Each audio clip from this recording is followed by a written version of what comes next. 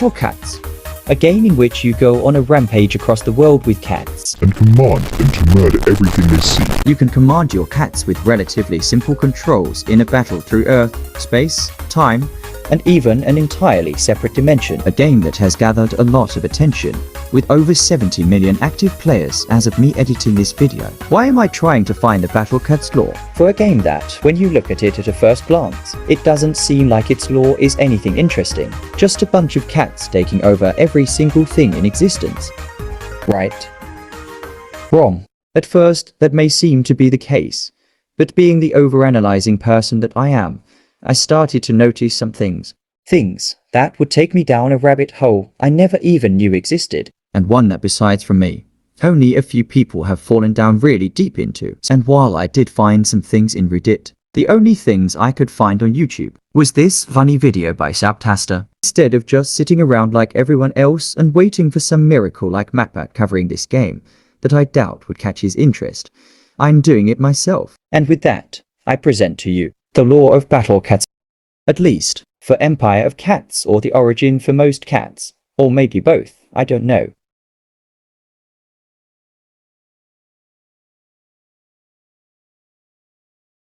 It should have been the origins of the cats and what happens in Empire of Cats, but the untold story of the cat's rise to power sounds more cool. I'm not going to be like other YouTubers and have a super long intro. Anyways.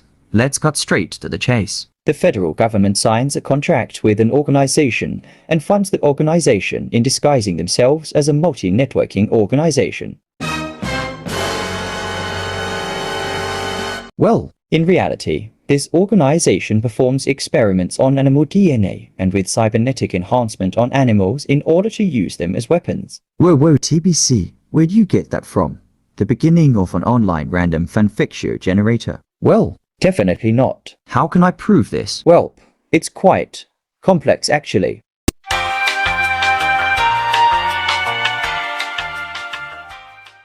If we look at Metal Hippo's English description, it says, quote, "A certain organization decided to experiment and make Hippo's body metal." The Japanese version says, quote, "A remodeled hippopotamus with a body of steel, reborn via the remodeling surgery of the federal government. We can tell that all of the metal hippos were created by a certain, in quotation marks, might I add, organization." But wait, if I am allowing myself to use the Japanese descriptions because it is similar to the English descriptions but in a different language, then would this mean that remodeling surgery and cybernetic enhancements are the same? That would answer the experiments part. But how do we know that the experiments were about cybernetic enhancement? Well, it's pretty simple. Besides nearly most of the enemies being part metal, part animal, there is one more piece of evidence that outright tells us that cybernetic enhancement experiments were performed on the metal enemies. In Metal Rhino's English description it said, quote, "A one-horn who underwent cybernetic enhancement. He can intercept radio waves and dispatches almost instantly," while the Japanese description says something a little different. One-horn coon underwent remodeling surgery in order to help more people. He can intercept telephone lines and dispatch before reporting. In the Japanese version, it is said that he underwent remodeling surgery, while in the English description he was described as to have underwent cybernetic enhancement. If both the Japanese and English versions of Battle Cat descriptions are supposed to just be translations of each other, then I think it would be safe to assume that remodeling surgery and cybernetic enhancement are meant to be the same thing. If you want even more proof, you can find it in the description. Anyways, back to the topic at hand here. I think that the organization was experimenting on the animals under the command of the federal government due to the fact that the federal government isn't actually a person. So it would make sense if they were paying someone to do it. I think that they probably signed some non-disclosure contract about it. But why out of all things do I think that this organization is disguising itself as a multi-networking organization to the public? I am just saying this because in the opening of Empire of Cats it is said, "Now, I want to be a millionaire CEO of a social networking service." Also in Metal Hippo's description, it is said to be a certain organization, as if we are already supposed to know which one they are talking about. Hold up. Didn't this person talking to us be revealed as Cat God in Cats of the Cosmos? Well, yes. But wouldn't that ruin this theory? You see, My theory on this is that the aliens were among people all the way since Empire of Cats, and that cat god worked for the organization disguised as a human. After all, he is shown to be obsessed with himself over and over again. So it would make sense if he was helping create the thing he is a literal god of. I think him saying he wants to be a millionaire CEO of a social networking service makes it pretty clear as to what the organization is disguising themselves as. Hold up. Wait a minute. Something ain't right. Early on I said this organization performs experiments on animal DNA. Well, will I prove it or not? Please put up with me stumbling my way through a topic I know very little about. Part 1. Yes, this does end up happening. Again later on in this video. To answer this, we first need to read Owlbrow's English and Japanese description. According to the English version of his description, he doesn't look his age. He's 78. The doctor told him to walk more. Complains a lot because he is treated as a floating enemy when he's just walking. The only real difference I could find between the English and Japanese version is that it says that he's treated like a floating enemy due to complications. As to what these quote complications are, the first thing that me and probably everyone else thought as soon as they read that was, traits are canon. If so, how do they work? Owlbrow is described as though he's a floating enemy in the English description, but in reality, he's simply walking. According to the Japanese description, this is due to quote complications. Now, to answer this question and then explain why this is all important, we must first determine why this is important and why some cats do remarkably well against particular traits. My theory is that a trait in battle cats is a primary feature in an animal that was present before having its DNA tweaked on to enhance whatever the experimenters wanted. An example of this would be improved strength, speed, and intelligence. I'm fairly certain that the complication described in Owlbrow's description relates to the fact that when Owlbrow was simply a regular owl, he used to be able to fly, but he lost the ability to after being experimented on. Well then, TBC, how would you know that? Out of all things, his lifespan, IQ, and strength increased instead of something like his speed. The lifetime bit is answered by his description and the fact that the great horned owl, Owlbrow's closest real-life counterpart, has the longest lifespan in the world for an owl, which is up to 28 years. The IQ part comes from, well, also his description. But wait, what about strength? Where'd you pull that one out of? Your 600 hours in battle cats? Well, no, not really.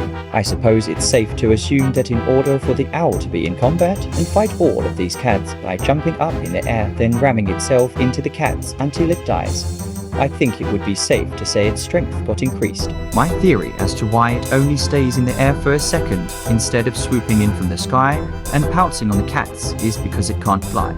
I think that when the organization attempted to make the owl stronger, they figured it would need to be bigger. The downside to being big and having wings is that in order to fly you need to have the energy to. After all, the bigger an animal, the more stronger it naturally is. If any animal were to become bigger in size, they would need more food naturally to support all of that bulk.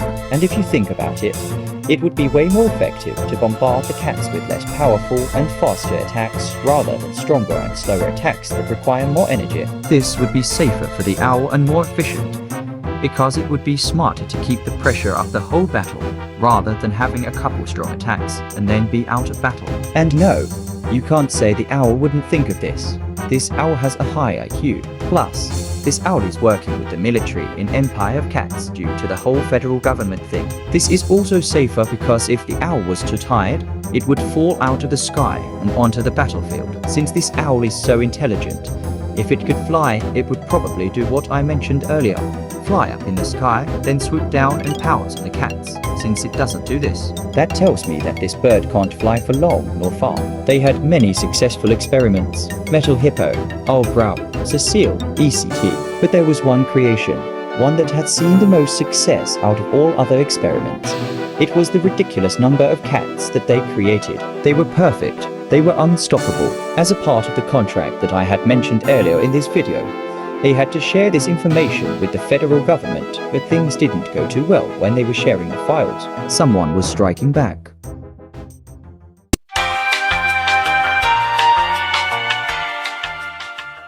from inside the organization wanted change because they had different opinions. I'll reveal who this person is later in the video. They wanted to make this cruel and unforgiving world pay by eradicating all of the humans in the world with these creations. And the cats were a perfect place to start. They thought that there was so much wasted potential, and if no one was going to use that potential, then they will. Oh boy, remember how I said that there was a part 2 of me struggling my way through a topic that I know very little about? That's what this is, only worse. Remember Metal Hippo? At this point, I assume that everyone in the room is also familiar with Super Metal Hippo. Leave the video if not. Well, if you read his English description, it says, quote, Metal Hippo, who abused file-sharing software and came down with the Trojan virus. Now he's out of control. The Japanese version reads, got a Trojan virus from file-sharing software and went berserk. Both of these descriptions have one thing in common. They both mention how Metal Hippo abused file-sharing software to the point where he went ballistic and turned into Super Metal Hippo. A Trojan is a type of harmful code or program that impersonates legitimate software and has the ability to take over your computer. Trojans must be executed by a user in order for it to have any effect. A Trojan can carry out the task for which it was created for once it has been installed on said device. I believe that whoever was in charge of sharing the file containing information on the cats must have sent it to someone else with a Trojan on it. As a result, when the file was opened, the Trojan was executed onto the computer in this case. Metal Hippo's head is most likely a computer if it has the capability to share files in the first place, which then stole the data and sent it to a third party while infecting of the other hippos with it. This probably caused even more data to be stolen and sent all of that to a third party. This person being the third party then received all of that data to their device, erased it, and then released the cats, so no one could know how to stop them because all of the data was erased about them. This person already knew how to control the cats. They didn't need to save some stupid file. And so, they had been unleashed upon the world, doing exactly what this person wanted, and so, this had sparked the Great Cat War.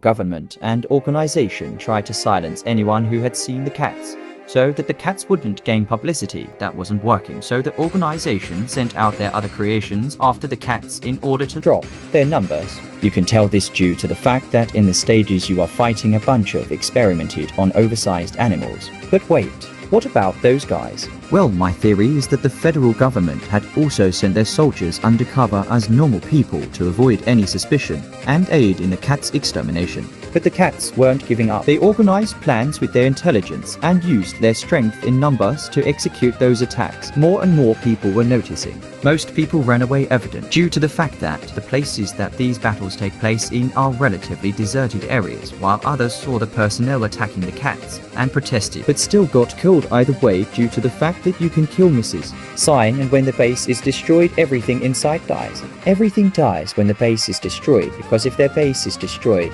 then the people and animals inside have no protection, so the cats brutally murder them. In an effort to lower the cat population, they built cyberface. But even despite all of this bombardment, the cats overcame all of their defenses. As a last-ditch attempt, they built a rocket to the moon and built bases that could only be accessed by a long cave for all of the human survivors. They had put up several guards near the entrance, so if there were any invaders, they would be ready. These guards being the 3 moon buses and all of the peons that you fight alongside them. By the time they had finished putting up guards in front of the entrance, the cats had come to the moon by building their own rocket. Now, this goes into the future lore territory, so I will say this much. If the cats built a rocket to the moon, the only way they would know how is if they did it before, which they have in Empire of Cats, in order to finish of the humans on the moon. Okay, small into the future segment over. Back to the theory. By now, they had already taken over Earth, but they were still unsatisfied knowing that there were humans that managed to flee to the moon, and they were bloodthirsty. So using their intelligence, they built their own rocket to get to the moon and finish off what they had started. After some time, they had found this entrance and entered it. They were met with the 3 hardest battles of their Philian lives, 3 battles, but after they had fought through these tough battles, the humans were forced to surrender to the cats, and the cats murdered them all. After that, they returned to Earth to rule over it, thus marking the end of Empire of Cats.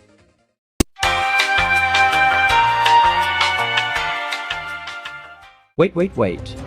Why did the organization agree to help with these horrid experiments?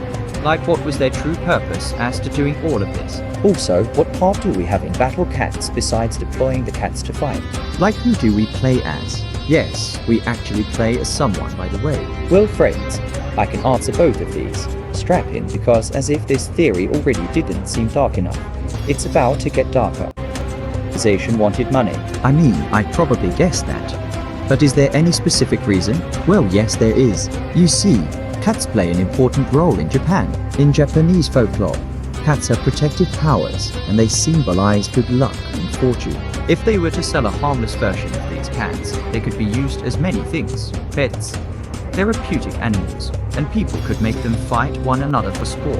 Once their contract with the federal government would end, they would use what they know from doing all of these experiments to create different cats, ranging from ones that are more cute, to different behaviors, to editing their DNA so certain traits would appear and disappear in said cat. They could even use what they know from cybernetic enhancement experiments to make half-robotic, half-living cats. They could even make fully robotic cats as well for people who are allergic to regular cats. They could say something like using their advanced technology and selective breeding to create these perfect cats, as long as they don't speak of anything about making bloodthirsty versions of these cats for the federal government. Then they should be fine. Too bad that one evil person had to come about and ruin all of this. The organization could have been rich and have the money that they wanted. After all, I mean, if you have money, you don't need love, right? Wait a minute. Didn't Cat God say that? Well, remember how I basically outright told you that Cat God was a human in disguise among the rest of the people on Earth? That wasn't probably what he thought. It was something that he just accepted. That was probably what the organization wanted its employees to believe. That's right. I think that he helped work and create these cats because he himself is an interstellar cat god that is obsessed with himself, so it would make sense if he worked on creating the very thing that he was a god of. Now that I got that out of the way, I think it is time to end the video.